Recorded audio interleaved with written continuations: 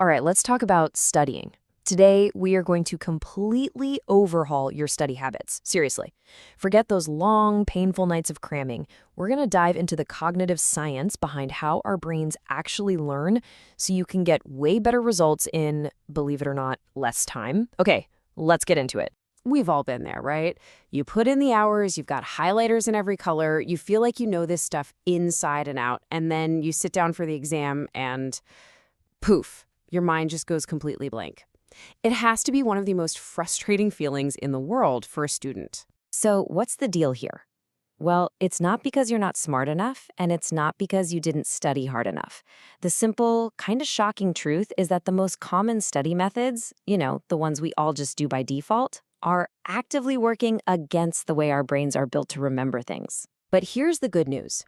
This is a really easy fix. Seriously, we're about to swap out those old busted habits for a few powerful science-backed techniques that will make what you learn actually stick. Okay, first things first, we have to confront the biggest enemy of effective studying. It's this thing I call the illusion of knowing. This is the trap that makes you feel super productive when you're kind of just wasting your time. So, this right here is where most of us go wrong. We gravitate towards passive review, just rereading our notes or highlighting pages because, let's be honest, it feels easy, it feels familiar. But that familiarity is a trick. The knowledge just fades away. The real gold standard is something called active recall. This is all about forcing your brain to pull out the information without looking. And yeah, it feels harder, but that effort, that's what builds strong, long-lasting memories. It's the good kind of hard.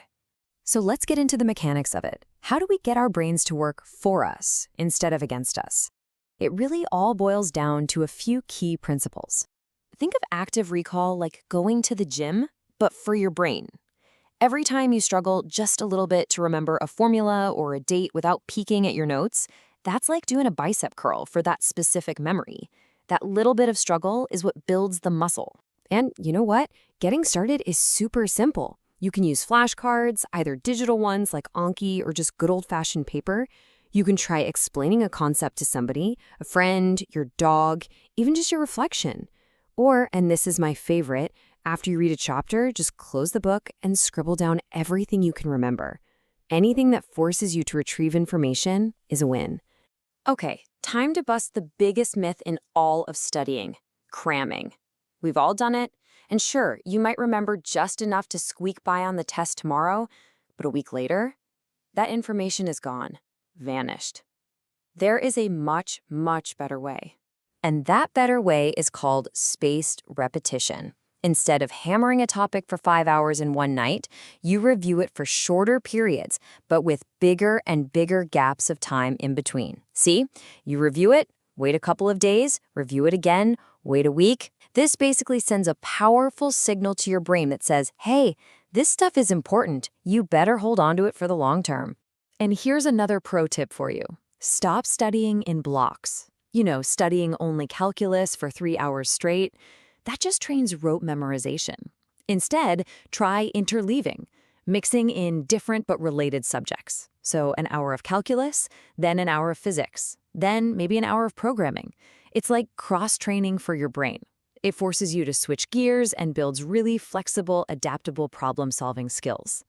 Okay, so we've covered the core science.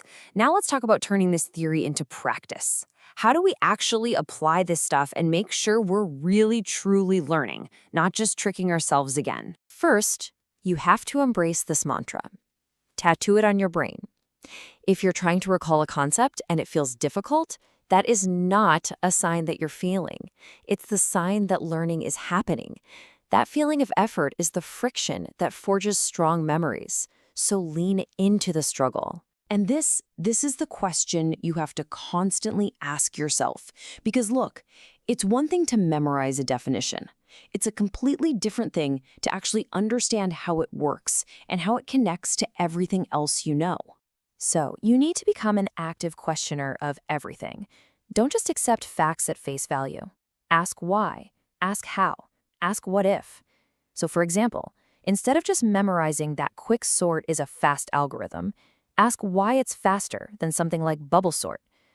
This process is called elaboration, And it builds this rich web of connections in your mind, making everything stick better. So, you've been doing all this, and you think you know your material. How can you be absolutely 100% sure before you walk into that exam? You need a real test, a real challenge. And here are two of the best ways to do it. First, simulate the real deal. Get your hands on some past papers or mock exams and do them under timed, exam-like conditions. No distractions. This is amazing because it immediately shows you where your weak spots are, and it makes the actual exam feel way less scary. Second, try to teach it. If you can explain a complex idea to someone else in simple terms, you've done it. You have mastered it. That's the ultimate proof. Okay, we have covered a ton of really powerful techniques. So now, let's pull it all together into a simple, actionable game plan for that final month before your exams. But first, a quick reality check. None of these fancy techniques will work if you ignore the fundamentals. Your brain actually solidifies memories when you sleep, so getting 7 to 8 hours is non-negotiable. Taking short, regular breaks prevents burnout. And of course, good food and a little exercise will keep your mind sharp. Don't skip the basics. And here's how you put it into practice. 4 weeks out, you're mapping out your topics and starting that active recall habit with flashcards. At week 3, you're diving deep, focusing on actually solving problems. By week 2, it's time to start interleaving, taking those mock exams and really attacking your weak spots.